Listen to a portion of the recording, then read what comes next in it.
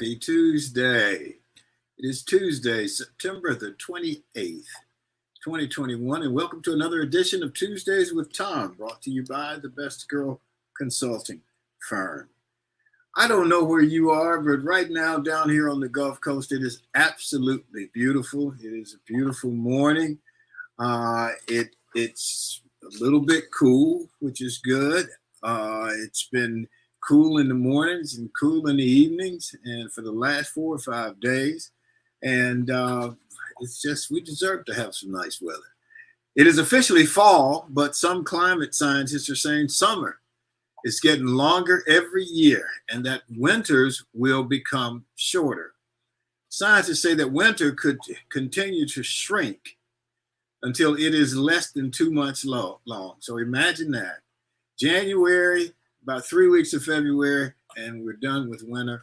I don't know if that was good. I always liked when winter was 4 seasons, but the climate situation is definitely causing some changes. So we're heading into October, and if you're already planning on Halloween, well, get in line. Spending for Halloween this year should be at an all-time high. The money will be spent, they say, mostly on costumes.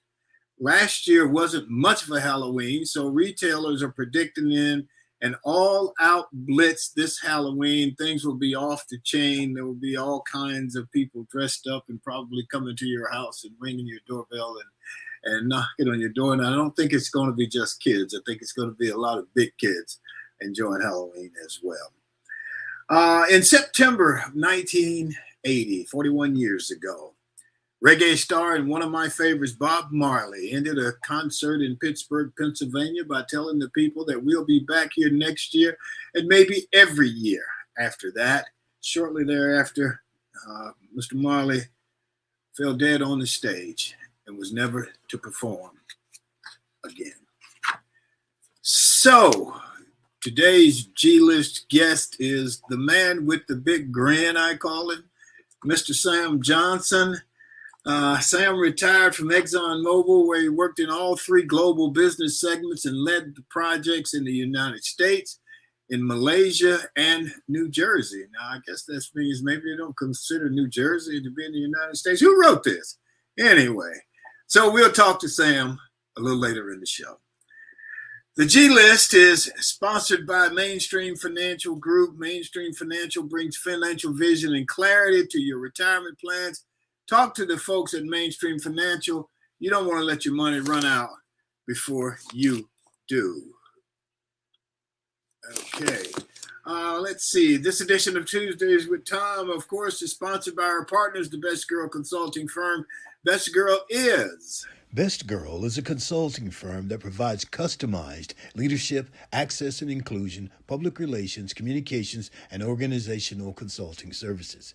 Clients include Fortune 500 companies, utilities, higher education institutions, small businesses, and associations. Best Girl's team of consultants, led by Joyce Gilly-Gossom, Emily Hedrick, and Sean Jones, partners with business and education clients to promote organizational effectiveness, communication, motivation, and leadership, with always an impact on the bottom line.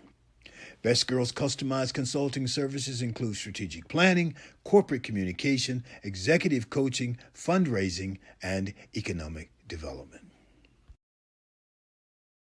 Okay, so let's go to our roundtable regulars and introduce Barbara Wallace Edwards and Mychal Walker. Barbara Wallace Edwards is a Mobile, Alabama native, currently living in Birmingham. She travels a lot. I don't know where she is today. So, Barbara, how are you? Where are you today? Good morning, Thom. I'm actually in Birmingham today, and probably just for today, but I'll be traveling again in the latter part of this week. Where are you heading? I'm headed to Mobile. It's not a happy occasion this time. No, I'm sorry. Another death in I say my family. She's actually one of my childhood friends, one of my dear friends from middle school, and I consider her family as well because her sister was married to my brother at one point, and we didn't consider each other in-laws at all. We considered each other family, and even up until death. So it's not a happy occasion, but again, I'll get a chance to see some family that I may not have seen in quite a while. So, well, good deal. Good deal. I think people are loosening up a little bit and traveling a little more. They are. I just came back from Orlando and it was packed. I was really surprised that there were that many people. The flight going and coming were full, totally full. There were not an empty seat on either flight. So people are traveling quite a bit. Did you have to wear a mask on the plane? Oh, yes. And they are very strict about that. So I was very happy that they were strict about that. And they basically made the announcement that you could not remove your mask unless you were actually in the process of eating, putting something in your mouth. Otherwise, your mouth and nose had to be covered at all times. Even in the bathroom? Even in the bathroom. It didn't matter. So throughout the airport, they were very strict. We'll come back to that, but let's get Mychal on here and talk. Mychal Walker. Mychal Walker is the president of the Walker Insurance Agency out of Atlanta, Georgia, but this man's got offices all over. Good morning, Mychal Walker. How you doing? Good morning, Tom. I'm doing well this morning. I hope you are too. I'm doing very well. Go ahead. I'm sorry. Barbara, let me just say good morning to you and offer my condolences on your loss. Sorry to hear about that. So what's happening in your world over there, Mychal? Well, Tom, I'd like to pass along a little bit of information, with this second strand of COVID and the variant. They are causing hospitals to be forced to ration care now. COVID patients are flooding and straining hospitals across the U.S., especially in the West. And therefore, they're implementing statewide crisis management care standards where providers are having to make tough decisions whereby they can prioritize treating patients based on their chances of recovery, impacting anyone seeking emergency care, not just those with COVID. And what they're looking at doing is utilizing a scoring system to determine the patient's survivability, sometimes including their estimated life years and how their organs are working. Oh, wow. You know what? I'm going to say this about what you just said. This is really weird. I've written a script that I've written a few years ago. It's called The Gatekeeper. And it is pretty much exactly what you just described, that in every state there would be a DOD, a director of decisions, who would determine who would get long-term, high-end health care. And supposedly this would take place in the future. But hell, we might be already. The future is here. Already there. Yeah. The future is here. It is. The future is here. And as of Friday, ICUs in Alabama, Georgia, Idaho, Kentucky, and Texas all exceeded 90% capacity. ICUs in Alaska and Montana, meanwhile, were 84 and 77% full. Wow. So and I don't know if you all saw the news in New York, but they are turning people away, of course, for elective surgeries, and so it's bad all over the country right now. And are most of the people who are going into the hospitals unvaccinated people? Do yes. You know that? Yes. It's continuing to be that. Yes. Well, see, that's the thing about the vaccine is that where you may have some breakthrough cases where you may get some of the symptoms and what have you, it's designed to prevent severe illness, which would cause hospitalization or death. So there may be some breakthrough cases, but those people are not becoming severely ill and not dying from it.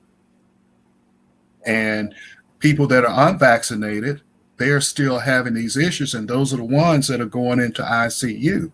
And it's taking up all of the equipment and resources, and other people that may have a heart attack or cancer. I had an article that I posted a few weeks ago where there was a U.S. Army veteran, and I think he had a form of cancer or something like that, and he couldn't get treatment in the hospital because of all the COVID beds were taken up. He ended up passing away because of not being able to get treatment. Tom, I think I read a stat that maybe over 90% of the people who are going on ventilators after contracting COVID are unvaccinated. So, if you're received your vaccine and it's a breakthrough case, there's a chance that you will not need the ventilator, which is, again, that's causing a lot of stress on the medical community right now. They just don't have enough equipment to go around. It's interesting. I was meeting a client yesterday, and the two of us showed up with masks on, and 3 guys we were meeting with showed up without masks. And, be honest, didn't bother me. I mean, hell, if they don't want to wear the mask, they don't want to get vaccinated. Right. Right. I'm not going to fuss with them, but I don't understand it at the same time. I really don't either. Yeah. One other thing to note, as we talked about how COVID has moved forward or moved the needle for telehealth, it is also showing a widening gap of disparities during the pandemic. And a Johns Hopkins University research study has shown that male, Black, older, and non-English speaking eye care patients and those with no more than a high school education were less likely to choose telemedical care over in-person during COVID. And during COVID, they were trying to keep down the infections in doctors' offices, including dental offices and ophthalmologists. And so they wanted people to visit with the doctor using telemedicine. But we found that there's a certain segment of the population, the underserved population, that were foregoing that medical care. Now, the researchers later found that perhaps some of it has to do with lack of education, lack of, say, technological savviness, being able to operate the computer and understand that. Also, the lack of access to the internet, and maybe not even having a computer at all. Yeah, no, that's big. So, yes, it is. That's probably big. So that's where this expanding broadband to rural areas need to come into play. And we have to do more things. So when we talk about access to healthcare, most people think you're talking about it from an economic standpoint, making it more affordable. That's just one component. The other component, as we move forward with the way things are now, is that we have to make sure that those people have the devices, the tools, and what have you, and the education to be able to access healthcare. And we still have this thing, I don't know how to phrase it, but that certain people are worthy of getting help and certain people aren't worthy of getting help. We can give money away from the government to business people, but we can't give $500 a week to a woman trying to feed her kids. Right. And so I think as long as we have that kind of mentality about who gets help and who doesn't get help, and then we have the ignorance that Mychal just described, and ignorance doesn't make you a bad person. It just means you don't know. When we have that, we can even go back to the Tuskegee syphilis study. I mean, whenever people want to talk about what the government did, healthcare, they always go back to that. Yes. And true enough, that was awful. But, Well, Thom, one of the things that all of this need to bring to light and cause more of our leaders to think about this is that we live in a capitalistic society, okay? And that society is really interdependent upon a lot of different people. It's actually based on everybody in society fulfilling their roles.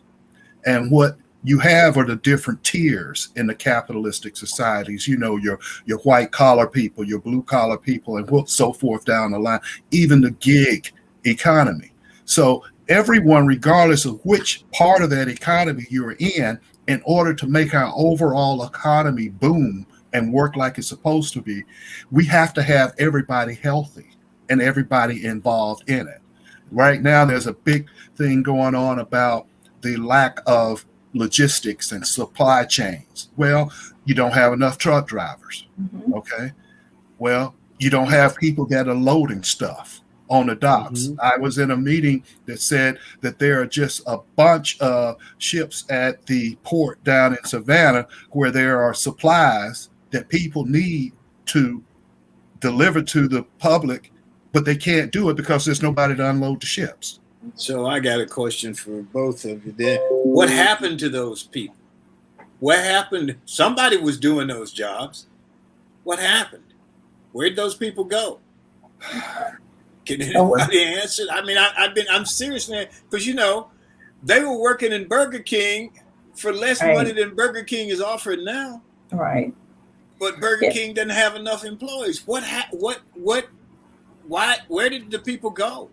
Well, there's a lot of theories. One is, and you'll hear a lot of people say this, that, well, people were being paid to stay at home. So that's going to the unemployment and what have you. And I understand that. And that's why but I don't necessarily agree with that being the total reason. Yeah, but they ended that, didn't they? They've ended it, but it's still kind of dragging on. When they make a decision, it always takes a while before things really catch up. But that was done to force the people back to work, is to stop supplying it with unemployment. That's one aspect. The other part of it is a lot of people that were working those jobs, when they got laid off, they found themselves being very vulnerable because of this. So some of them went back to school and went and became retrained in something else. So they moved into other industries. So that's another part of it. That's another thing. And one thing we talked about last week, how many people have passed away as a result of COVID, or how many people are having long COVID, the long haul. Long haul, right. So there are people who are just no longer on this earth, or those who are still ill and having repercussions from COVID. So I think that's what has impacted the workforce quite a bit. All of that has. You have the deaths, because we had quite a few people that passed away. Right. 600,000, something like that. Yes. Over 600,000 and continuing to do so. Yes. As a matter of fact, I heard just the other day that they're hoping, at least they said, I heard it in Georgia, that they're hoping right around Thanksgiving, and this was the head of CDC, that if the rates continue to drop and more people get vaccinated, we may go from 114,000 new cases a day down to 20,000. So when you add all that in, that's what happened to the people. You have people that are getting sick with COVID, people that are passing away with COVID, people that are having to go on disability because of the long haul and the respiratory issues, people getting retrained, going to new jobs. And people I also agree with you about the capitalistic society. And I think you own a business, I own a business, whatever. And so when you're just looking at your numbers, and if you're solely just looking at your numbers and not figuring in the human cost of those numbers, then that sometimes I think our capitalistic society is just a little bit cruel in terms of how we deal with it. I believe in it, but there's always some things that can be done differently or can be improved, or look at how we spend the money. It's not hard to make money. You have to have money to make money. And so I'm not saying that people who aren't financially well are bad. If you've been in any of those workshops, human resource workshop for these different games and so on and so forth, and you really find out that, hey, if you start out with chance, you're going to end up on about somebody education, money. That's my thing. Yeah, I think, Tom, you're having some disruption here. We're losing you. Yes. Okay. Well, there you go. We can hear you again now. Okay. Okay. Got anything else here before we move on? Okay. Nope. Well, look, I got one more thing here. So earlier in my script, it said, what did it say? It said something about Sam had worked in the United States, Malaysia, and New Jersey. So some people don't consider New Jersey in the United States, I guess. I wrote that. Oh, okay. We know who I wrote it. Okay, why don't we go to our G list now and talk with the big man. The G list is where everybody is a star. It's sponsored by Mainstream Financial Group. So let's hear from Mainstream Financial. Mainstream Financial Group provides financial services for both individuals and businesses. Mainstream's mission is to understand the unique needs of every client and work closely with you, assembling a team to develop and manage your resources to help you accomplish your defined financial goals. Mainstream's financial professionals will provide you with a complimentary, no obligation financial review. Now, these professionals can then offer you custom advice to mend together the pieces of your financial life and come up with a plan that is truly comprehensive. Mainstream Financial assists retirees and those close to retirement in planning for a secure retirement so not to run out of money during your lifetime. You can take advantage of opportunities with tailored advice and the resources to act on it. Mainstream Financial Group, www.mainstreamfg.com, 205-324-0589.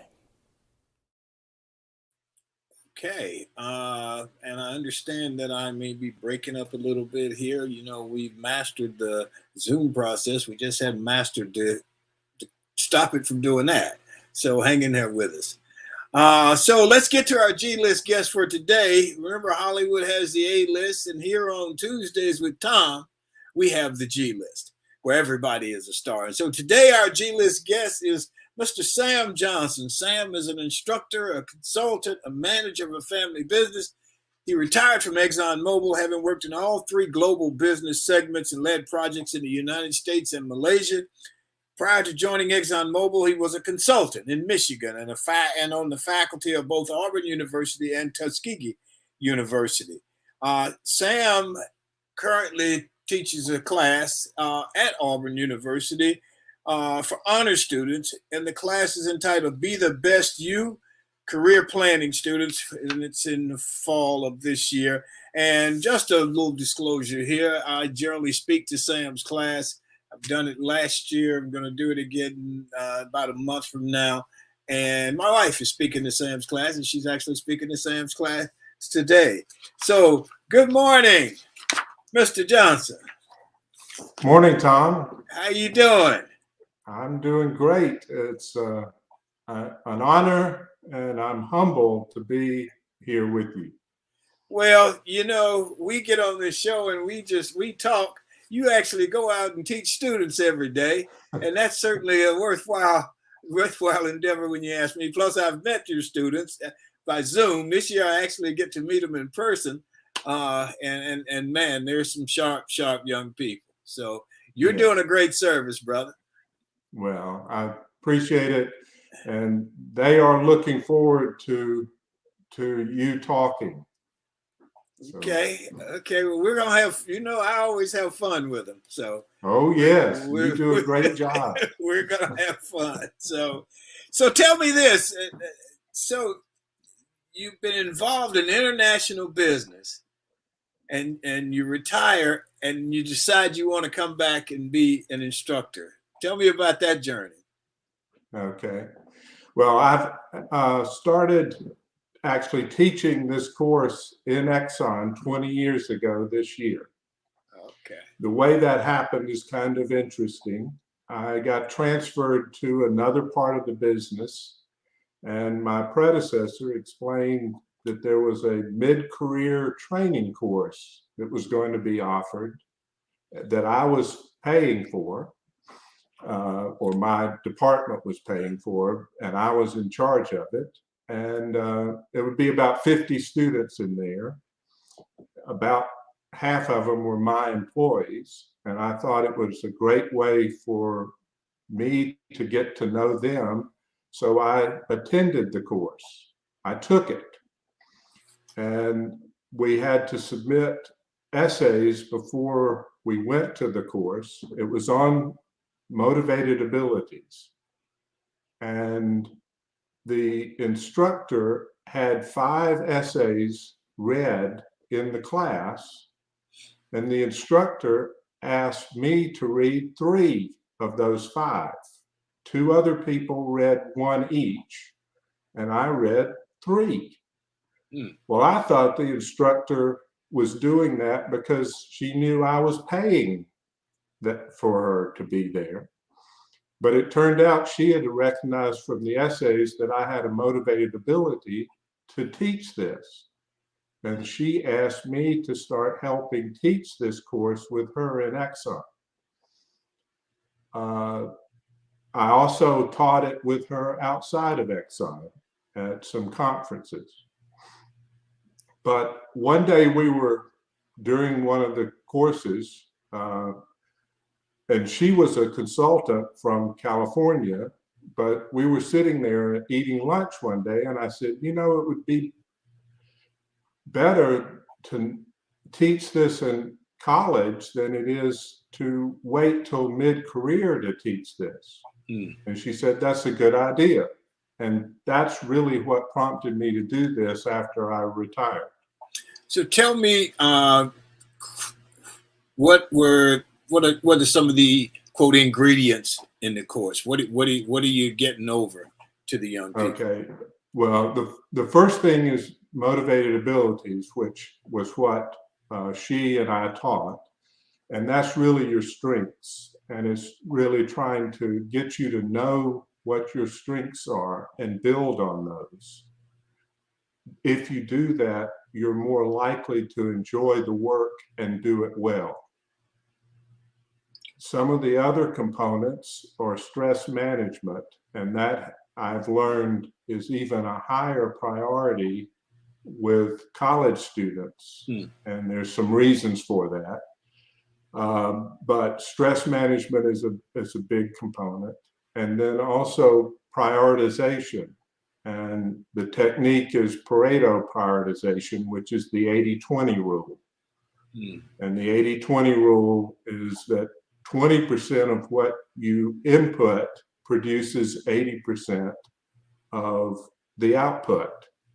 And that really manifests itself in the top 3 or 4 items that you're focused on will usually produce about 80% of the output.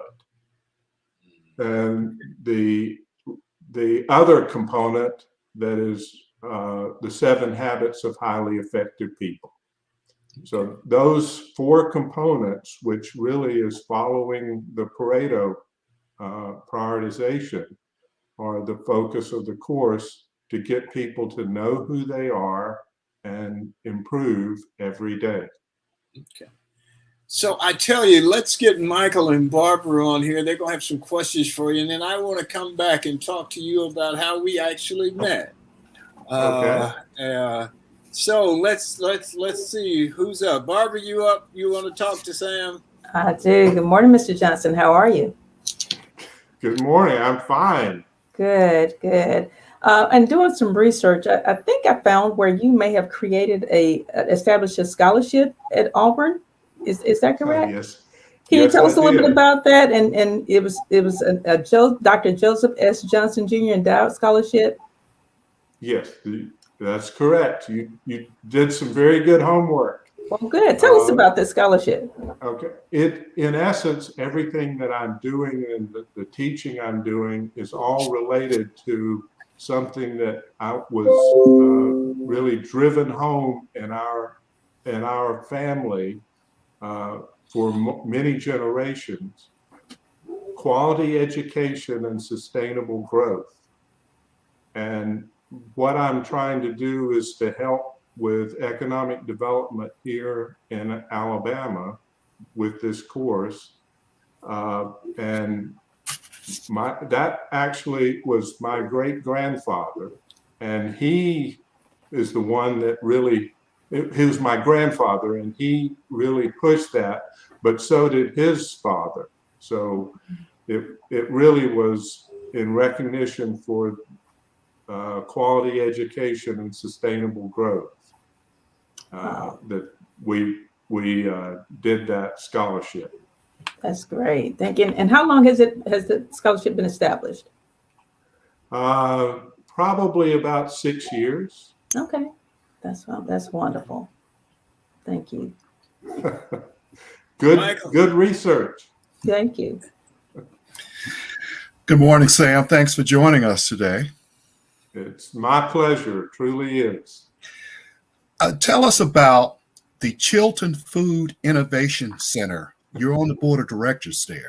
Tell us about that project and what's going on, and if you will, expound a little bit, not only about how they got the equipment and what have you, but also the fact that one of the main concerns was the fact that there was a lot of food being put in jars and processed and shipped that said with the Chilton label on it, even though it wasn't local, it was non-local. Yes, that's right. You've done very good research as well. That was really one of the first economic development projects I was involved with. It involved actually the College of Agriculture, and I also teach there periodically. I'm not teaching there this semester, but the Extension Service in Chilton County asked me if I would help them in trying to establish a commercial kitchen where we could take vegetables and obviously peaches and package those so that more of the local produce was utilized and it would help the local economy. So the Chilton Food Innovation Center evolved from that, really led by the Extension Service in Chilton County, which is associated with and part of Auburn University and the College of Agriculture. It also includes, the Extension Service also includes Tuskegee University and Alabama A&M. But it was the Extension Service in my hometown that reached out and asked me to help them with that. Fantastic. That project, you know, here in Atlanta and certain metropolitan areas, and especially in certain underserved communities, they talk about food deserts, you know, where they don't have the fresh fruits and vegetables, and that also causes poor health in those communities. Looks like what you're doing is a way to help eliminate the food deserts, especially doing the food processing. And I read where it's helping the entrepreneurs that are growing these fruits and vegetables, helping them get it to market and stuff. Yes, and even though it's not fresh, part of the motivation for doing it is that a lot of the produce was being thrown away. And this was an outlet to help prevent as much of it just being discarded. Okay. Go ahead, Barbara. You got something to say? Yeah, I was going to ask Sam. You received your undergrad, your graduate degree, and now you're an instructor at Auburn. Tell us your Auburn story. How did you choose Auburn, and what's your favorite memory of Auburn? Well, it's a very long story, and I'll try to keep it short, but I never thought I would go to Auburn. But I wound up going to Auburn. I had planned to go to Georgia Tech, but I wasn't allowed to apply there. It's a long story. I won't get into that. But I had wanted to go to Georgia Tech, and at any rate, I wound up coming to Auburn because of the engineering, the quality of the engineering program there. And as a course of events, I got asked if I would work on the NASA space shuttle project and help with the design of the solid rocket motors as an undergraduate. And it had to do with my statistics and computer background.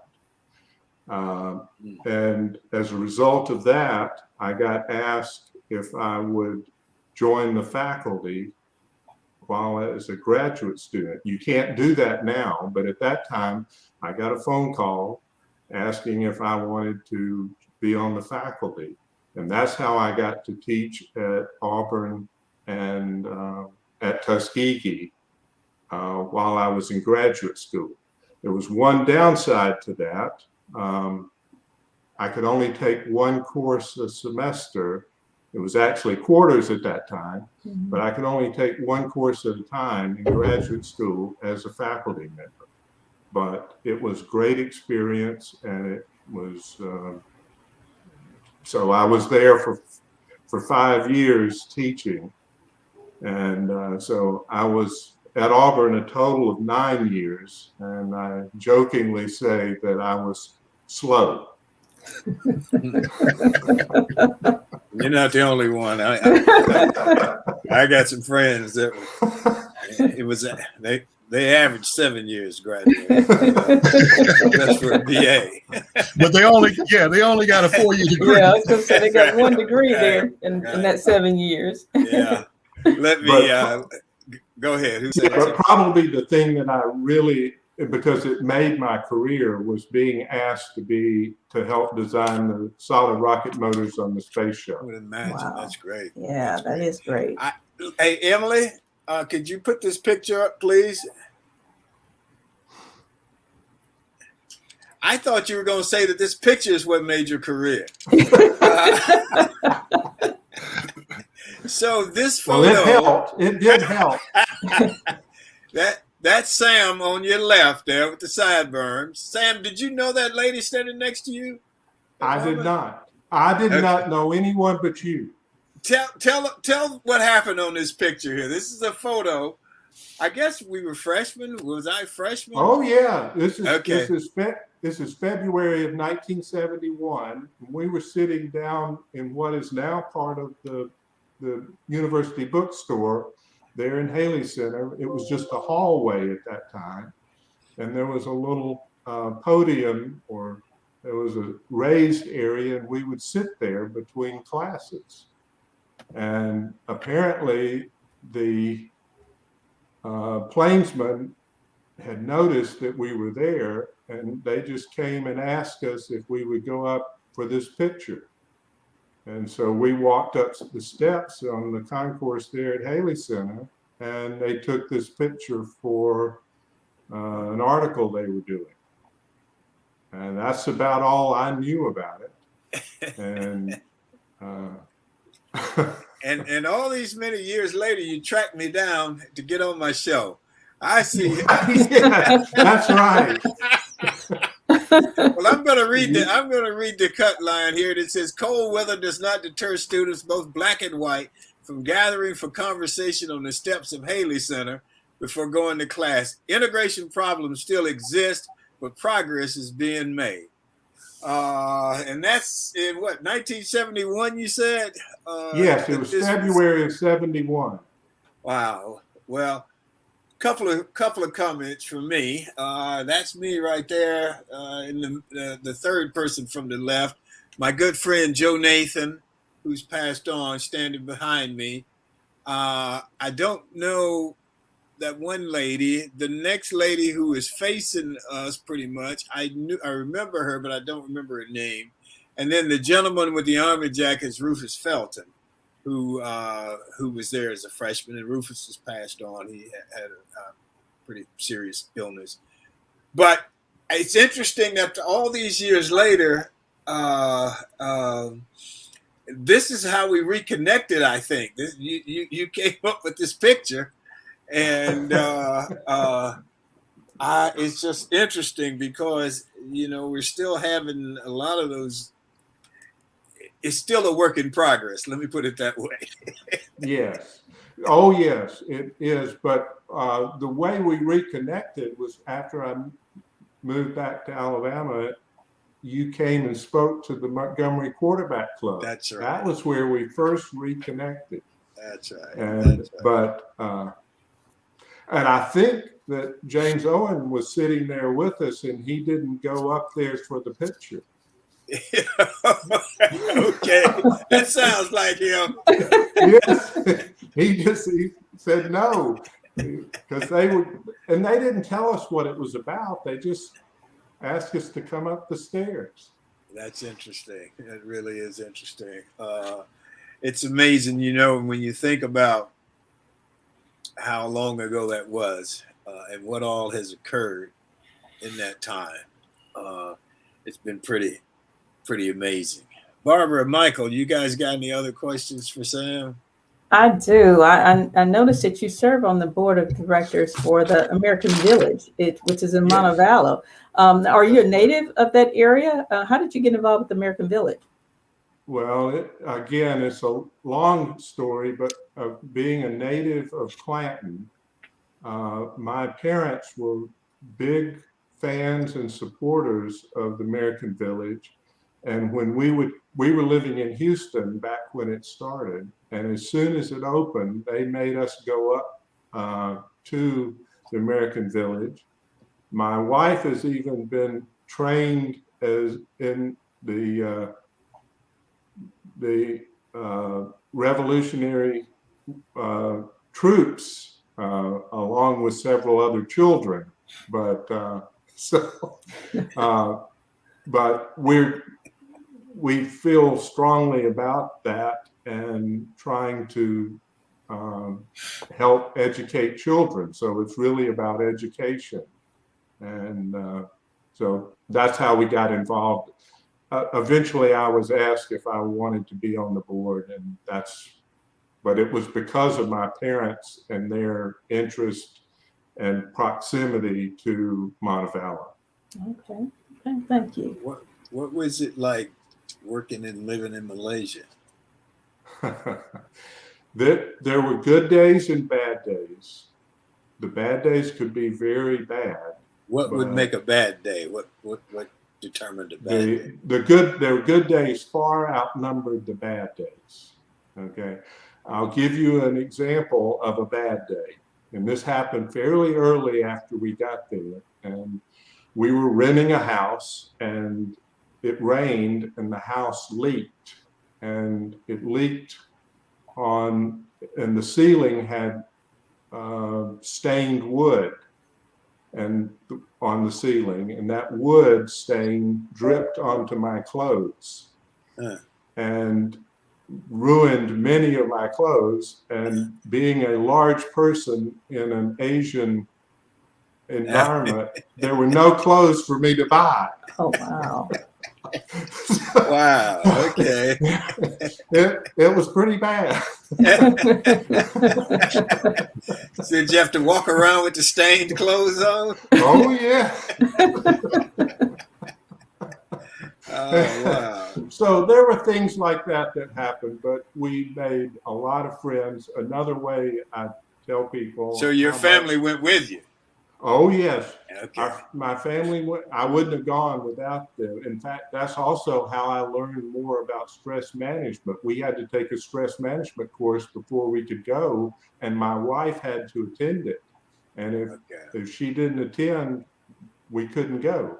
Okay. But at any rate, our children did not want to go over there. They did not want to leave their friends in Houston. But after we got there, they didn't want to come home. And so that just shows you how wonderful the experience was. And how long were you there? How long did you live there? 3.5 years. Okay. Wow. And then just to build on, because I like to play to Tom's points here, just to build on Tom's point, then we were transferred to another foreign country called New Jersey. And that was a big change. And there were good days and bad days too. Huh? Right. Well, believe it or not, and we were taught this before we went, it's tougher coming back than it is going. Because nobody really helps you when you come back. They just assume everything's normal. when you go over, the Malaysians help you. But when you come back, it's just like nothing happened. And it's really tough coming back. But we loved New Jersey. We really did. We enjoyed that. Okay. I'm going to move along unless somebody's got something else right quick here. Well, I have one question I wanted to ask. Sam, with your work with Exxon, you worked internationally on several projects and what have you. And Yes. your former CEO, Rex Tillerson, served as secretary under the Trump administration. Did you have any dealings with Tillerson in your international projects and work that way? Yes, as a matter of fact, I worked for him directly twice. While I was in New Jersey, believe it or not, and he was in Houston.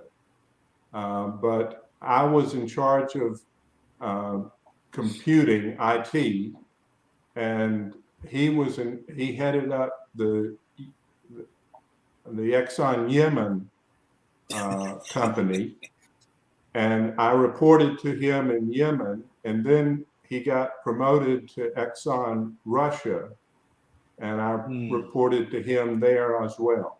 So yes, I know Rex very well. Were you surprised when he became Secretary of State for the Trump administration? I was shocked. Okay. Yes. And very candidly, I think they played on his patriotism. Okay. Because the way he was introduced to that was because he was on the board of the Boy Scouts. Okay. Interesting. Well, yeah. Well, somebody called somebody a moron, and that's all. The rest is history.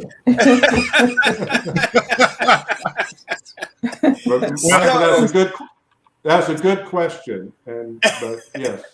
Okay. Well, since That's Tom great. brought it up, do you believe that he actually said that? Is that his personality to call somebody a moron? No, I was shocked about that too, because one of the things I was actually among my many assignments, and as I had many assignments because some of my friends said I couldn't keep a job, and others said that I was in high demand.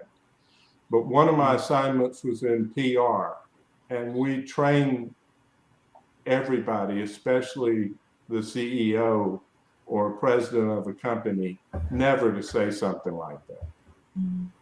Well, So I'm surprised if he said it, but it's very possible.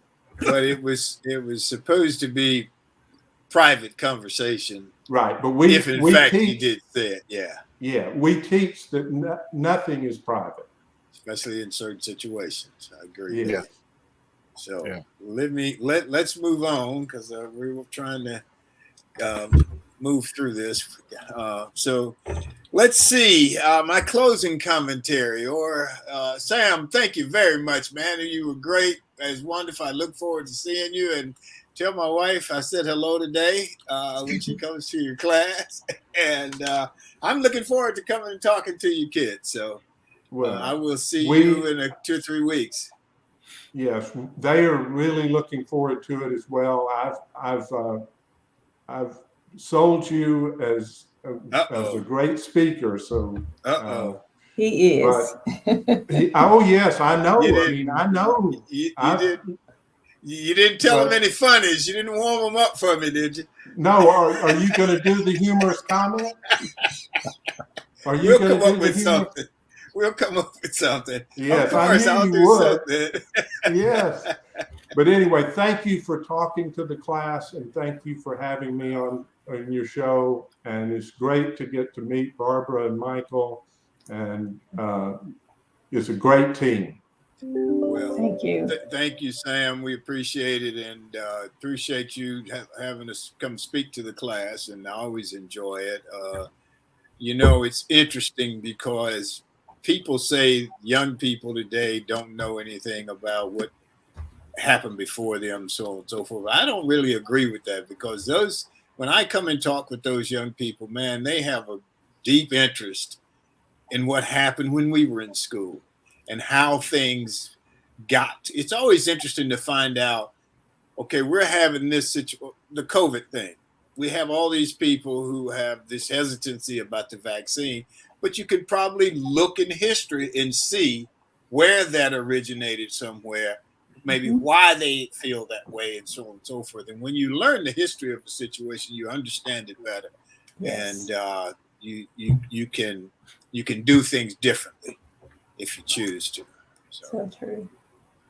So Sam, thank you, man, so much. Let me close out by giving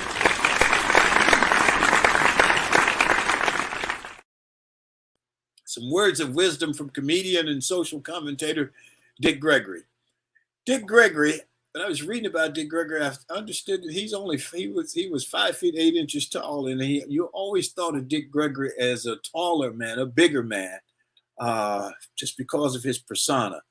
But his name was Richard Claxton Gregory. He was an American comedian, civil rights activist, and vegetarian activist. His writings were bestsellers. Gregory became popular among African American communities in the southern United States with his no-hold-barred sets poking fun at the bigotry and racism in the United States. He died in 2017. And in these divisive times that we're living in today, he left us these words of wisdom.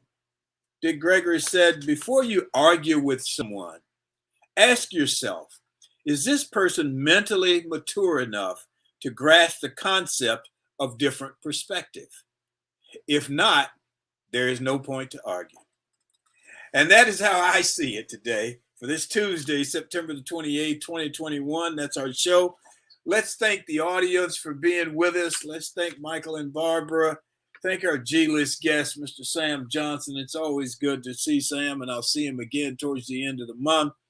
Our upcoming G-list guests on Tuesdays with Tom are David Shifter, film producer out of North Carolina. I've worked with on a couple of different occasions, and we look forward to talking to him.